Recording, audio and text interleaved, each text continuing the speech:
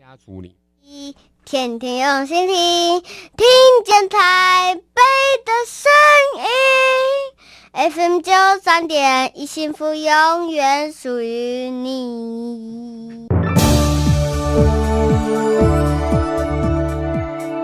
公民总主笔，方恩格时间。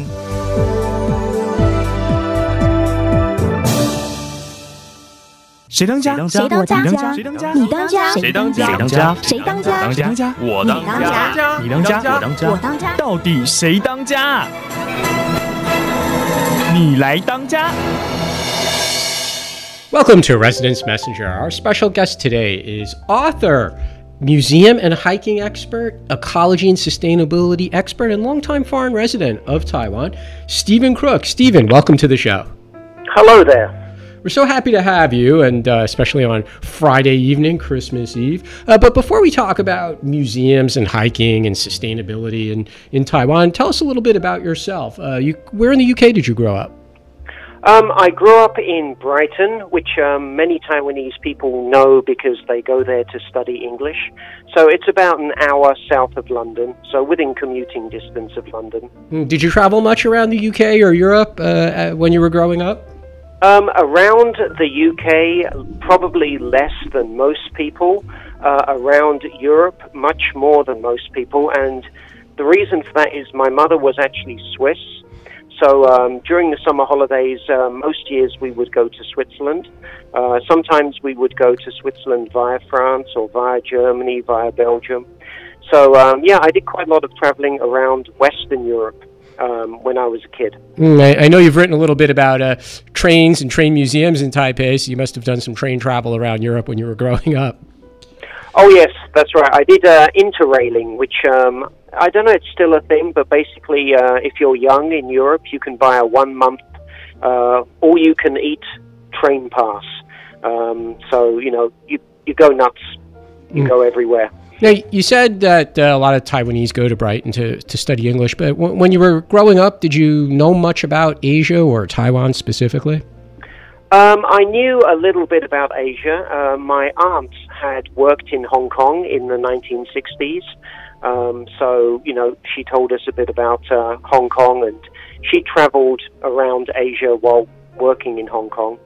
And I was always curious about Taiwan because when I was at high school, we did 20th century history, and we did a little bit about the Chinese Civil War. And basically the last sentence of that section of the book was Chiang Kai-shek lost the Civil War and went to Taiwan. And there was no more information about Taiwan, so it was kind of a cliffhanger ending, you know. What's Taiwan like? And you're still working on the cliffhanger yourself after many years living here.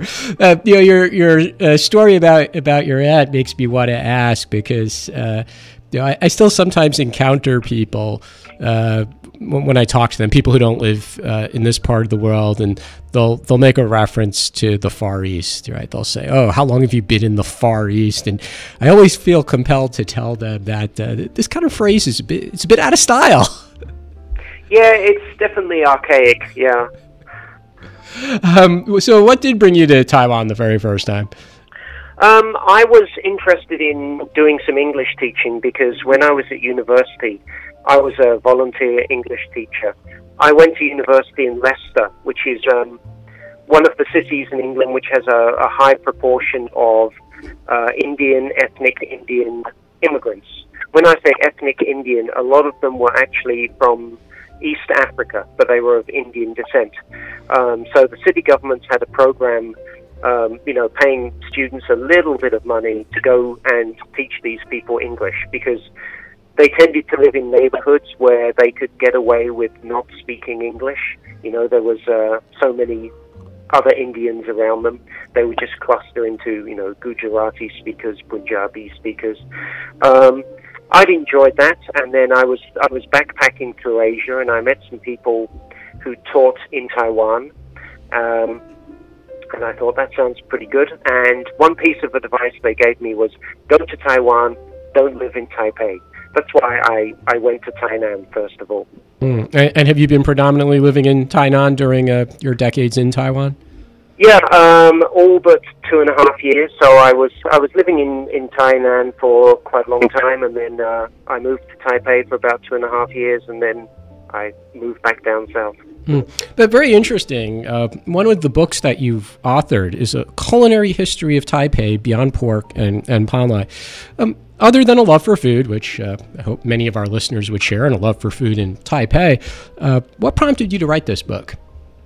Well, a one-word answer would be ignorance, I think, because before working on this book with my co-author, Katie Hong, I really didn't know much about Taiwan's food. You know, I could order, I don't know, the top 20, top 30 dishes, but I didn't really know why people in Taiwan ate the things they did eat. And I was very curious to know why they eat what they eat now and what they ate in the past. Because obviously, you know, when you look at the Taiwanese diet now, you can see a lot of the commodities are imported. For example, beef noodles. You know, the beef, very little of the beef is Taiwanese beef. So I was very curious about that. So ignorance and curiosity were the two things that made me sign up for that project. I tend to stay away from politics on this show, but is this a good time to ask you about the Ractopamine pork? Just kidding. Just kidding. Yeah, I mean, I don't have a very strong view on it because I've not looked into the health benefits or disadvantages of it as far as humans are concerned. I know it's accepted in the US. I know it's accepted in New Zealand. So it's, you know, there are two schools of thought.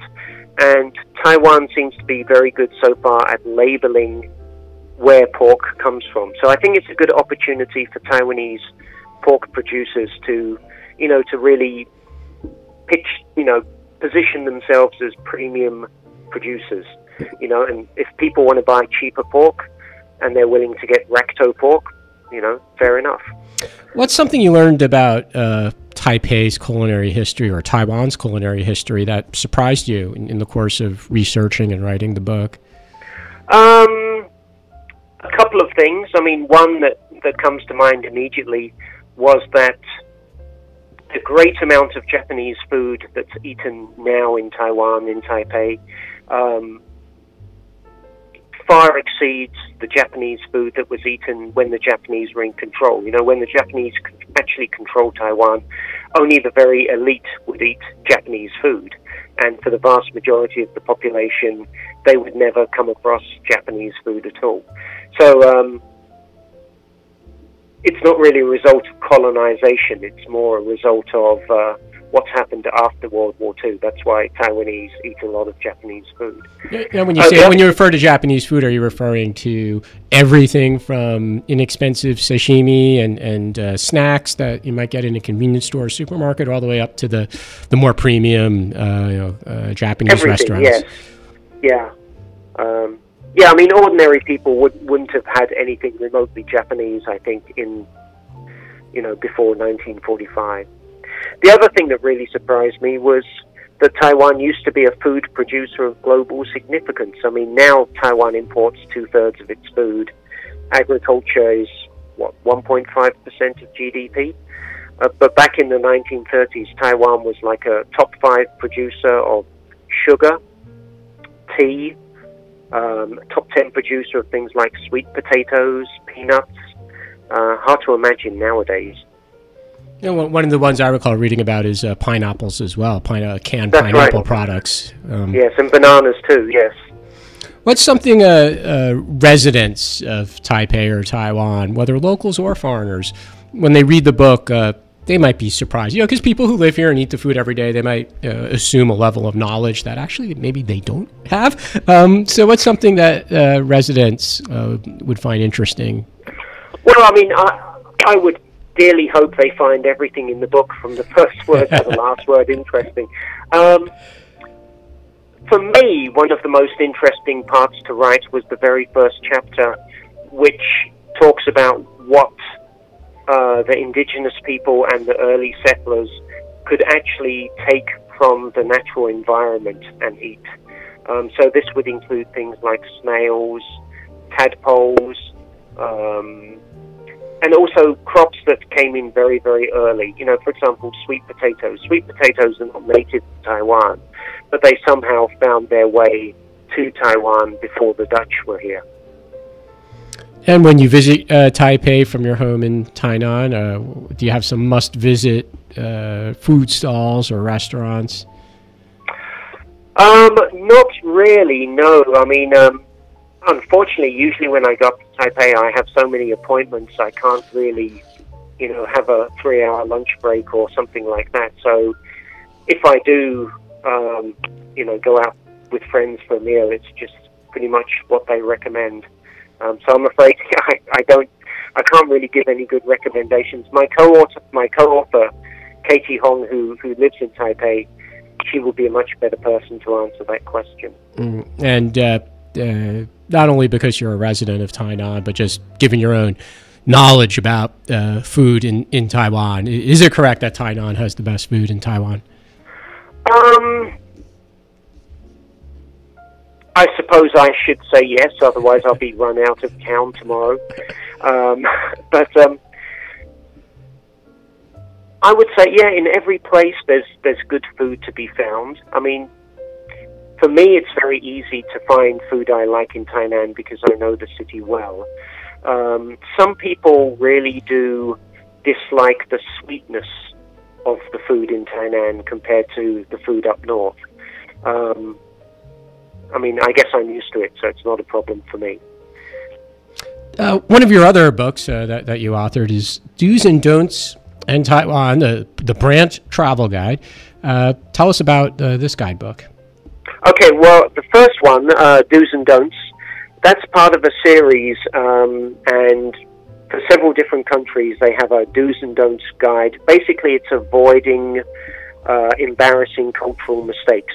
So certain things you should do, certain things you shouldn't do. So that was also quite interesting to write, in the sense of there were a lot of things which I'd heard about but I hadn't really confirmed.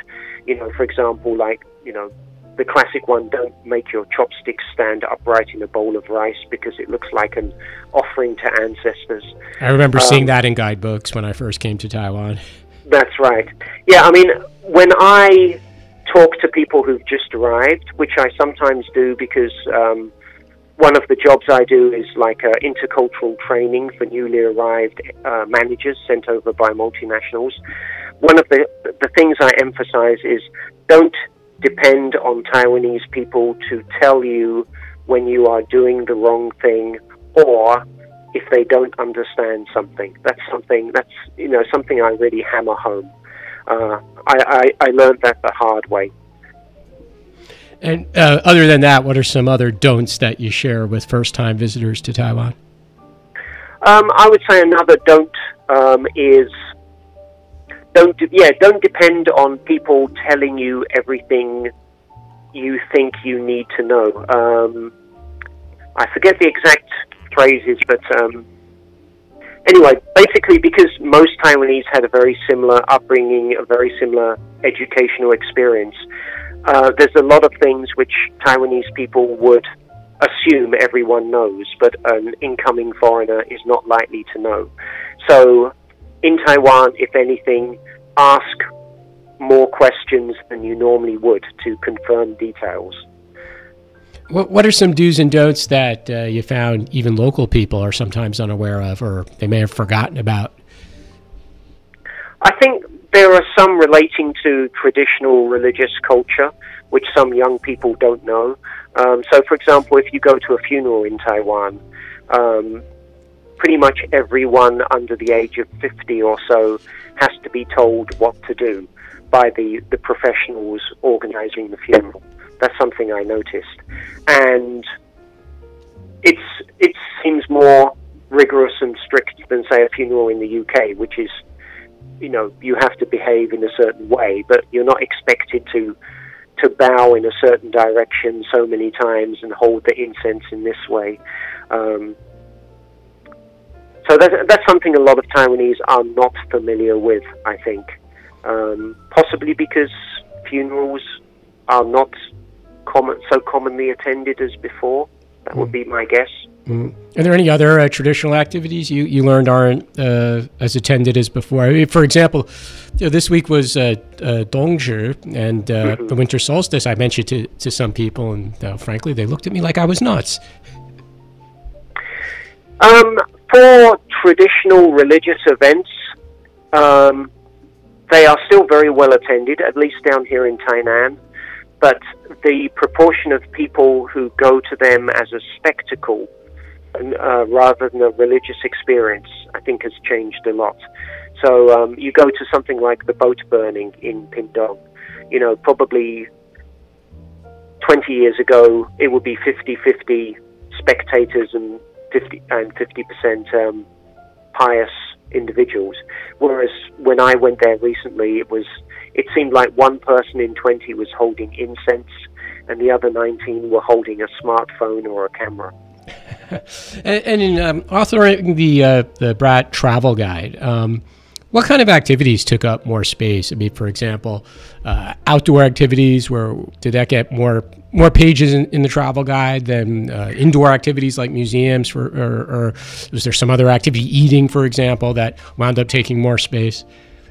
There's quite a lot of indoor activities, museums, and things like this in the book, partly because the readers of the Brad guidebooks tend to be older than the readers of certain other guidebooks, and they tend to be more interested in cultural activities.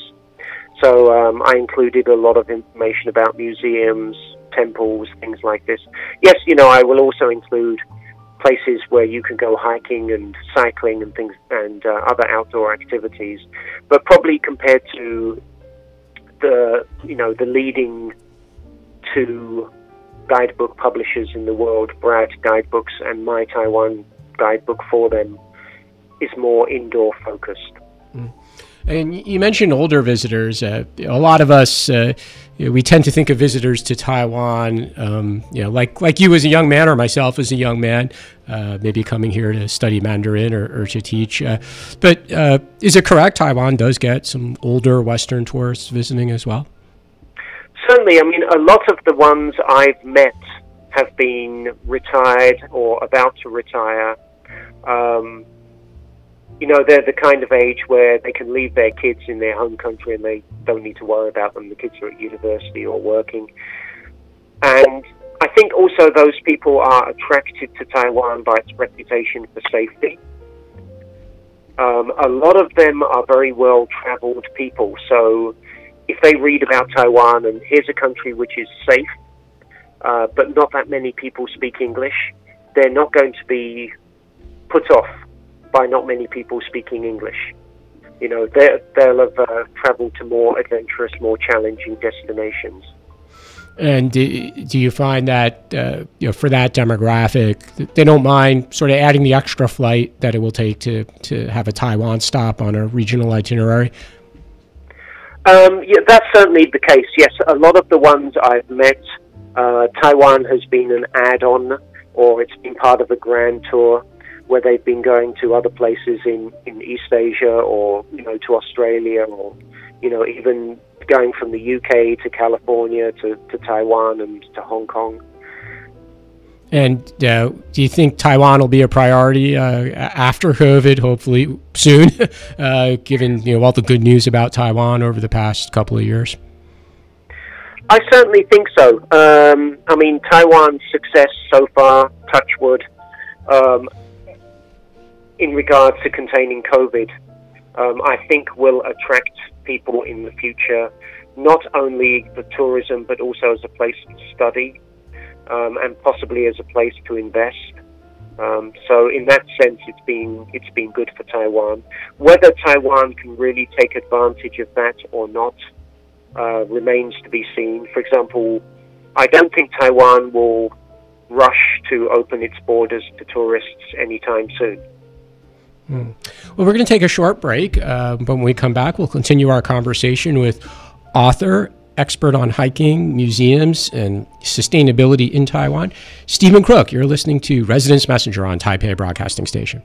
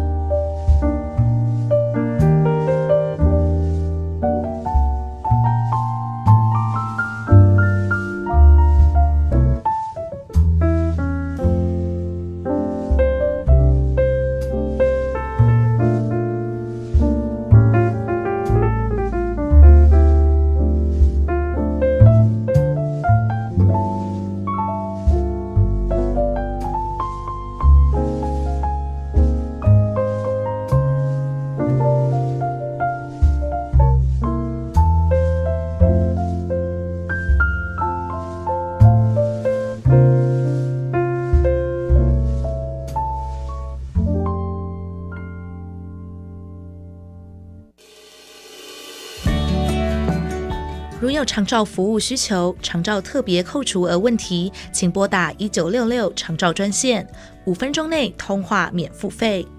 一通电话让长期照顾管理专员协助申请长期照顾服务及解答长期照顾特别扣除额相关问题。以上内容由台北市政府卫生局提供。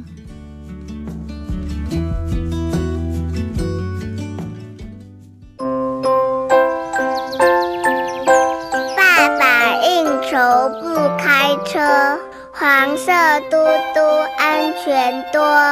应酬喝酒不过量，安全回家最上道。爸爸要平安回家哦。喝酒不开车，开车不喝酒哦。让我们一起尊重生命，拥抱亲情。亲爱的民众，提醒您定期清除排油烟机内部油垢。烹煮食物时，切忌分心做其他事情，并注意人离火熄。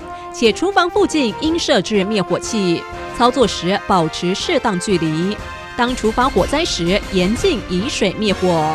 油锅起火也千万不要移动油锅，以免翻覆造成火势扩大延烧。以上内容由台北市政府消防局提供。亲爱的朋友，您还在吸烟吗？快拿着健保卡到戒烟门诊或拨打戒烟专线0800636363。提醒您，最近兴起的电子烟、加热烟，因为没有浓浓的烟臭味，就被认为无害。其实已经证实，新兴烟品都有二手烟及三手烟的危害，甚至还有爆炸的风险。我是义工蔡依林，所有烟品都 get out。我拒烟，我骄傲。第二波台北熊好券在12月20号到12月30号为止，开放民众进行意愿登记。只要有台北通手机应用程式，就可以在手机上面进行抽奖的意愿登记。台北市政府预定在1月3号线上抽奖，抽奖的当日就可以开始消费，到明年2月28号为止。请民众要把握机会，跟着熊赞一起来台北玩，数位振兴台北熊好。以上内容由台北市政府提供。教育部提醒大家，开学防疫不松懈，请家长每日量孩子体温，如有发烧请就医并在家休息。上课时要全程佩戴口罩，采固定座位、固定成员。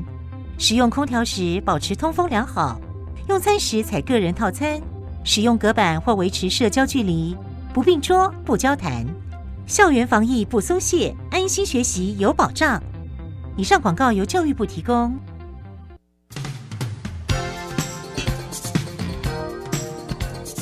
110年12月31号到111年1月1号，台北跨年晚会，市府周边道路实施交管，请驾驶提前改走替代道路，避开管制区周边路段。管制区域不开放停车，捷运及公车加密班次，请民众多多利用捷运系统或搭乘公车前往。详情请上活动官网或电洽1999台北市民当家热线。以上内容由台北市观光传播局提供。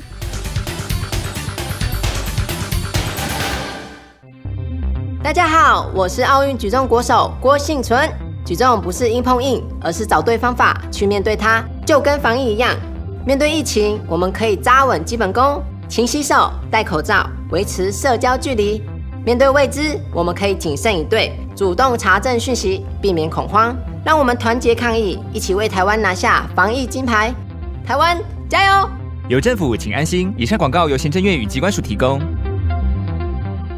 谁当家？谁当家？谁当家？你当家？谁当家？谁当家？谁当家？当家？我当家？你当家？我当家？我当家？到底谁当家？你来当家。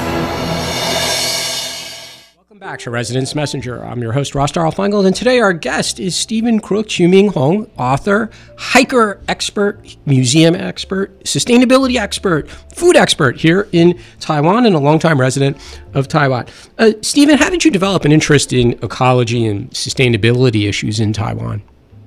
I mean, for the ecology side of it, I think it's because I've spent a lot of time in Taiwan's mountains. And I've always been curious about, the birds and the animals I've seen there. For sustainability, like a lot of other people, when you have a child, I have a son, you begin to think about mankind's long-term future a bit more, and, hoping humanity can stick around for a few more 100 years. Those basically are the reasons why I became interested in those things.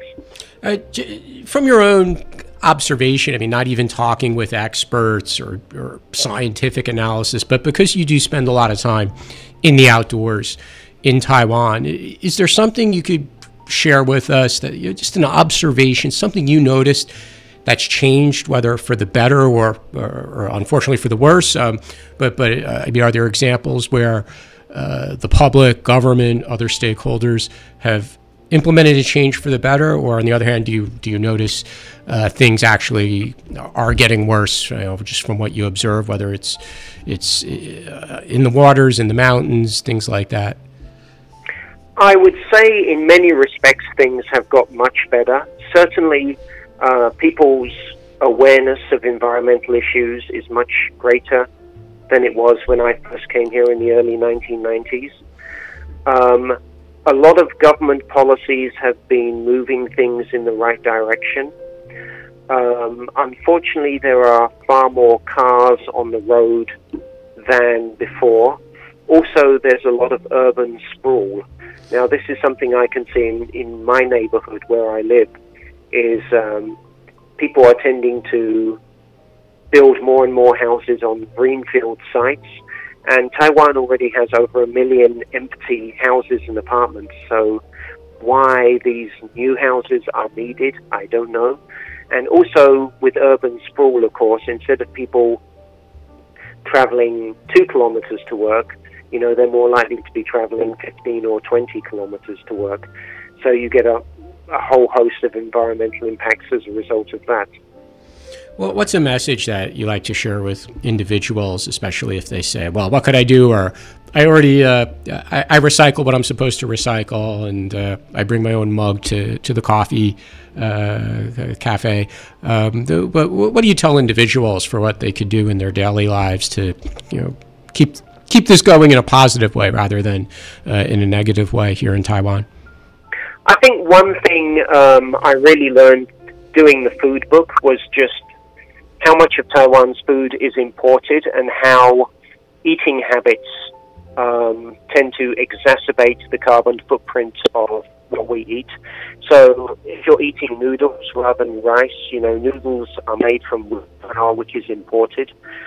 In the old days, people would eat a lot more rice.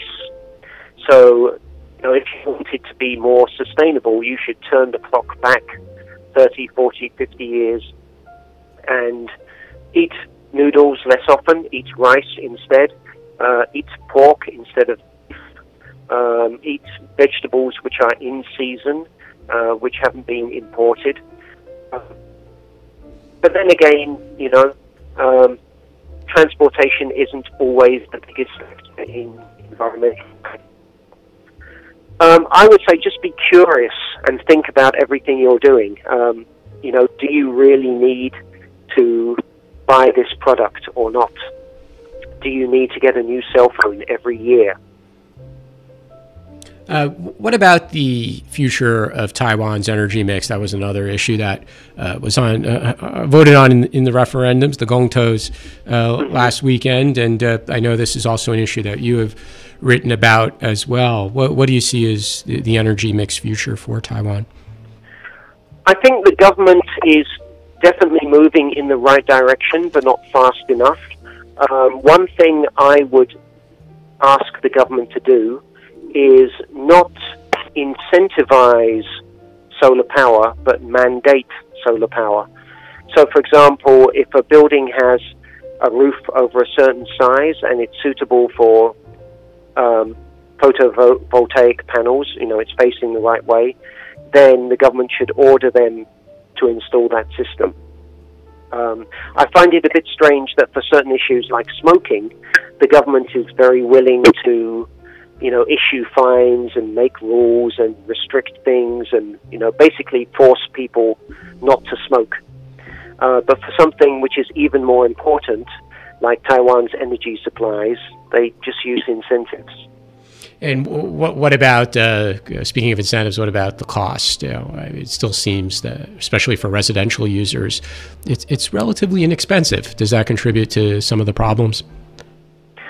I'm sure it does, and the same is true for water consumption as well. You know, water is way too cheap. Electricity is probably too cheap as well, but at the same time, I am conscious there are quite a few people in Taiwan who struggle to pay their bills. I'm sure the tariff could be structured in such a way that, you know, depending on how many people live in your household, you are charged a low rate for a certain amount of electricity, and after that it becomes much more expensive. Perhaps that's the way to do it. But, you know, looking at household use perhaps is wrong. We need to be looking at industrial use. What about COVID-19? Will it help or hurt some of the things we were just talking about? Will it, and I'm talking specifically here in Taiwan, I mean, is it going to make people more conscious of some of the issues that you were just describing? Will it help promote, you know, people's knowledge of the need to eat or travel in more sustainable ways? It's curtailed international travel, which I guess is good in terms of reducing carbon footprint. It's increased domestic tourism, which is bad for certain ecologically sensitive places in Taiwan. You know, they're now swamped by tourists. One thing I've wondered about is whether it will have any long-term impact on the number of people working from home in Taiwan. Now, because there hasn't been a lockdown in Taiwan, we haven't had you know, a great shift like there has been in many other countries, people working from home instead of working from the office. But some people have been working from home, you know, during this period. Now, it could be good if a lot more people work from home, because then you wouldn't have so much pressure on transportation systems. You wouldn't have to widen roads, for example. But on the other hand, you might end up with people deciding, you know, let's move out to East Taiwan. And instead of having that urban density, which a lot of environmentalists say is a good thing, you'll have people living in a rural part of East Taiwan. And maybe they're working from home, but then when they want to go to the supermarket, they need to drive 20 minutes instead of driving 2 minutes. And so, in a few years, they'll be taking the high-speed rail as well. Well, that's right, yeah. So I cannot say, you know, I can't predict if COVID-19 is going to help or hinder any move towards sustainability. You mentioned with domestic tourism taking the place of going overseas, some of the domestic tourist spots are kind of swamped. Let's talk a bit about hiking, a topic that you have written about. Who could hike in Taiwan? Is a lot of hiking for beginners? Oh, yes. Yeah, I mean, I think hiking in Taiwan there's something for everyone. There are a lot of very well managed trails which anyone who's reasonably fit can manage. And a lot of those trails are quite short, you know, 1 kilometer, 2 kilometers. And then at the other extreme, you can do some multi-day treks in the interior. I did one several years ago, which took me 9 days. And on the first day and the last day, my friend and I encountered some hikers, but the other days we saw no one. The only evidence of humanity we saw was the occasional airplane going overhead. What are some of your favorite hikes that are within a short distance of Taipei? I think Seven Stars Mountain, part of Yangmingshan National Park. That's a very good hike. I've done that quite a few times. In Wulai, there's some good hikes as well. But I found that side of the Taipei Basin, the trails tend to get damaged more easily for some reason. You know, sometimes I've gone hiking there and I'm halfway along the trail and there's a landslide, or it looks a bit, you know, dicey, so I don't continue. Perhaps because it's not part of a national park, maybe that's why it's not so well maintained. And what about in other parts of Taiwan? What are some of Steven Crook's favorite hikes? If you're going to go to the high mountains, I would recommend Snow Mountain. It's the number 2 peak, and I would say in terms of views and hiking enjoyment, it's actually a better experience than going up Mount Jade. It's also slightly easier to get permits for because, everyone wants to climb Taiwan's highest mountain. So if you want to climb the second highest one, there's not so much pressure in terms of numbers. Around South Taiwan, in Pindong, there's some quite good hikes around the Aboriginal villages. Earlier this year, I went to Old Haltar Village, which is an indigenous village that was lived in until maybe the 1980s, and then the inhabitants were, ordered, encouraged, forced to move closer to civilization. But a lot of the old village is intact, and that's a really good overnight hike. That's something I'd recommend. And for overnight hikes, what kind of experience do people need to have before they try something like that around Taiwan? It depends who you're going with, and it depends if you can expect a shelter. So there's quite a few shelters in Taiwan's mountains. Some of them you have to book in advance. But, a tent, a sleeping bag, a stove, the right kind of food, so you have to carry quite a bit. It's not a crushing weight by any means, but it can be a fair-sized backpack. But if you've done a bit of wild camping beforehand, that's obviously better. And obviously there are authors such as yourself, but other sources of foreign language information about these hikes, what's out there? I think Richard Saunders' books are a very good start. So he wrote, the most recent one was Taipei 101, which is a 2-part, there's 2 volumes, and that includes several day hikes. So that's a very good source of information. Also, the national park websites and a lot of city and county governments' websites have useful information. And Google Maps. A lot of interesting things I found just by zooming in on a place, looking at Google Maps, looking at the photos, looking at the reviews, looking for very recent reviews, and they can tell you if the trail is in good condition or not. So the information is out there. It's not difficult to find. What about for 2022? Do you have any new hikes planned, something you haven't done before? That's a good question. I've been asking other people this question, hoping they would give me good ideas. I don't really have a list of places I want to get through next year.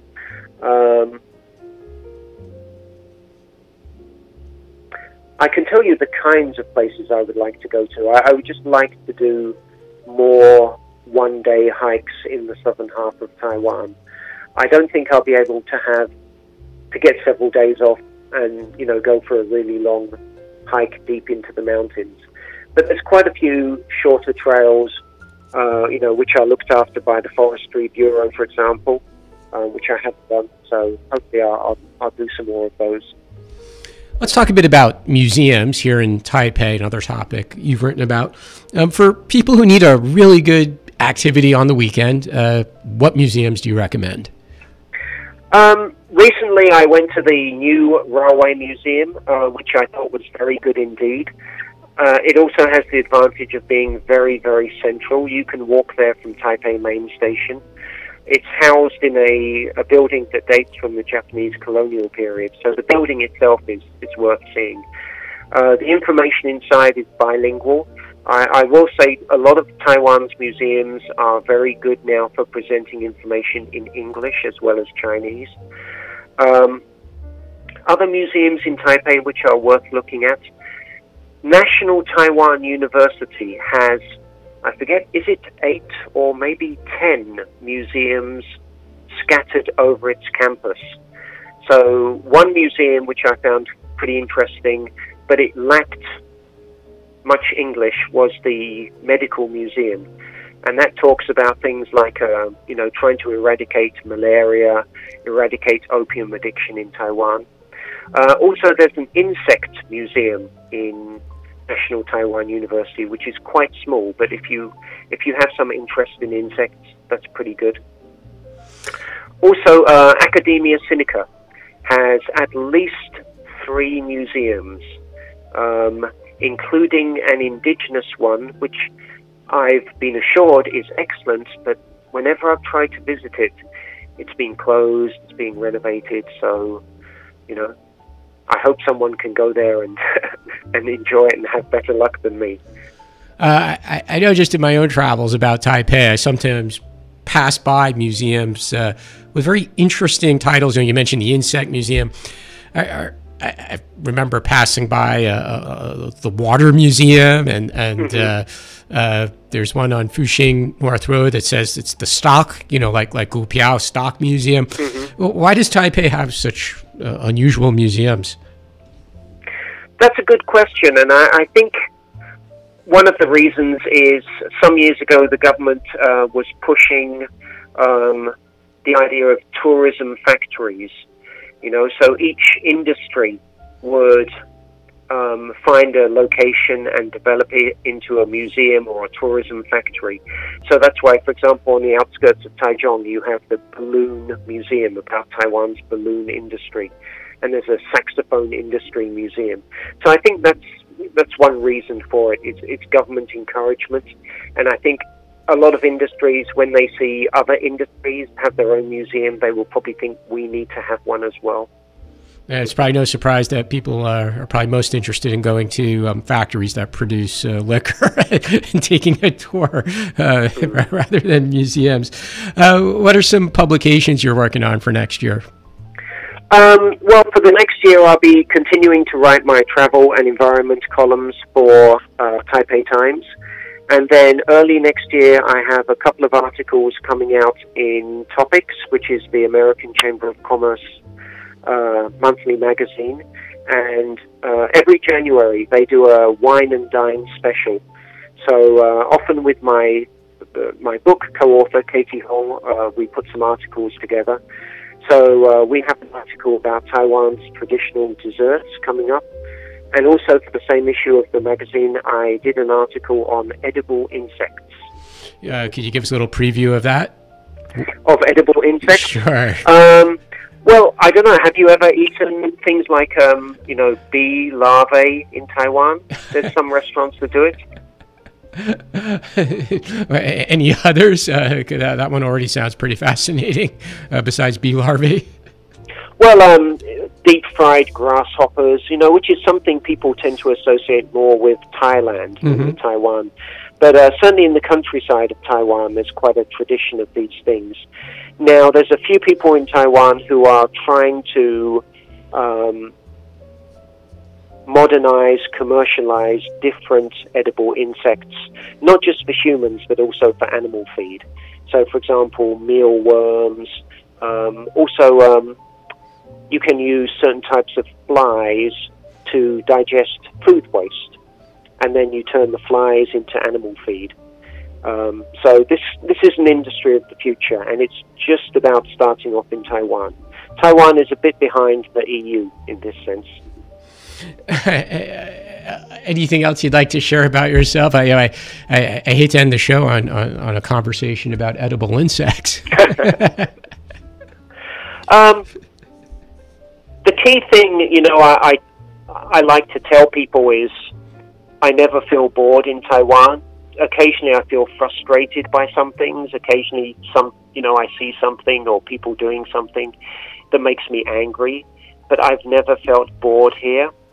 And I do feel a great sense of safety, back to attracting older tourists and also, of course, related to Taiwan controlling COVID-19. This is really a weight off, a person's mind to be able to go outside pretty much any time, any day, go anywhere, and feel safe. So for example, I could get myself in the middle of a big religious festival, and I don't worry about anything bad happening. And your website where people can see your recent publications? I have a website which is stevencrook.net, and I don't update it very often, but there's a few things on there which people might find interesting. Terrific. Well, it's been a pleasure talking with you today on Christmas Eve. Our special guest has been author and travel expert in Taiwan, Steven Crook. Steven, thanks again for coming on the show. Thank you very much. Happy Christmas. Thank you. You've been listening Bye-bye. to Residence Messenger on Taipei Broadcasting Station. Good night.